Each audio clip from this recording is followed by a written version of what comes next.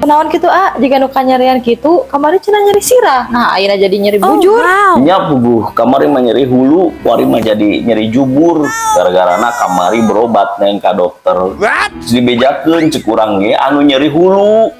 Naon anu disuntik jubur aing. Aduh, aing mah hulu geus cager, jubur jadi nyeri. Aduh, aing. Ya nya tuh nu disuntik mah bujur. Walaupun nyeri sirah ge mah nya atuh sirah nu disuntik. Oh, aneh kamu mah deui. Ganeng-ganeng lah. Aduh, aing beuteung aing lapar neng. Daripada ngomong bae mah mendingan siapkeun sangu goreng bae lah ditu. Cokotkeun heula sangu gorengna. Duh, aing. A few moments later.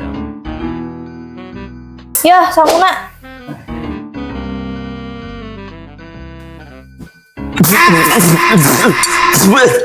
Aduh, aing.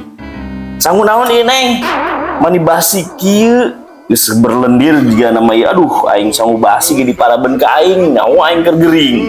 Cenah tadi hayang sangu goreng, nya eta sangu nu goreng. Eta meureunna aya 3 poe mah sangu tadi purak-purak, da basi. Maksud aing mah neng, sangu anu digoreng, lain sangu nu geus goreng. Beujeun aing rek sare. Aing. Aduh.